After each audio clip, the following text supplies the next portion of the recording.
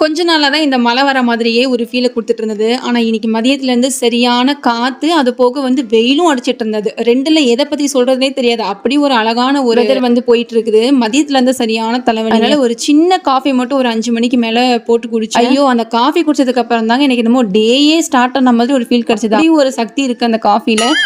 அதுக்காக காஃபிக்கு ப்ரமோஷன்லாம் கிடையாது. உங்களுக்கும் இந்த மாரி காஃபிலாம் புடிச்சிருக்கு அப்டின்னா, நான் யூஸ் பண்ற காஃபி பவுடர் வந்து நான் வேணா மேல டேக் பண்றேன். நீங்களும் யூஸ் பண்ணி பாருங்க. எனக்கு ரொம்ப புடிச்சிருக்கு. உங்களுக்கு புடிச்சிருந்தா பை பண்ணி ட்ரை பண்ணி பாருங்க. ஒரு ஃபியூ டேஸ் முன்னாடி நான் வந்து இந்த வ்ளாக் போட்டிருப்பேன். இந்த நெட் வந்து நாங்க வீட்ல போட்டிருந்தோம் அப்டின்னு சொல்லிட்டு. அந்த நெட் போட்டதுனால அங்க இருந்த 2 ஆணி, அதுக்கப்புறம் நம்மளால வந்து ஸ்க்ரீன் போட முடியாது அப்டின்ற மாரி இருக்கு இல்லையா? ஆனா எனக்கு ஸ்க்ரீன் போடலினா கூட பிரச்சனை இல்ல. ஏன்னா இந்த நெட் வந்து பார்த்தீங்கன்னா 24/7 இந்த மாரி க்ளோஸ்ல தான் இருக்கும். நம்ம போகும்போது வரும்போது அழகா வந்து விலக்கிக்கிட்டு உள்ள போய்க்கலாம் வந்துக்கலாம். இதனால நமக்கு நல்ல பெனிஃபிட்ஸ் இருக்கு. முக்கியமா வண்டி எதுவும் உள்ள வராது, பூச்சிப்பட்டு எதுவும் உள்ள அவ்வளோ சீக்கிரத்துல உள்ள வராது அப்படின்ற மாதிரி நிறைய பெனிஃபிட்ஸ் இருக்கு. எனக்கு இந்த ட்ரீம் கேச்சர் மாட்டாதது ரொம்ப கஷ்டமா இருந்தது. அதனால அது எப்படிடா ஓட்டலாம்னு சொல்லி ஐடியா பண்ணி அப்புறம் நம்ம வீட்ல எப்பயுமே வந்து பாத்தீங்கன்னா ஸ்டாக் வச்சிருப்போம். இந்த செவுத்துல ஒட்டி ஹேங் பண்ற மாதிரி ஹூக்ஸ் ஆல்ரெடி இருந்த மாதிரியே 2 பக்கமும் வந்து ஒட்டிட்டு அழகா ஹேங் பண்ணதுக்கு அப்புறம் தான் அந்த வாசலுக்கே ஒரு அழகு இருக்கும். அடிக்கிற காத்துல 2 நிமிஷம் மட்டும் ஈரத்தலையோட இருந்தா போதும். அப்படி ஒரு காத்து அடிச்சிட்டு இருந்தது. அதில் கொஞ்ச நேரம் என்ஜாய் பண்ணிட்டு இருந்தேன்.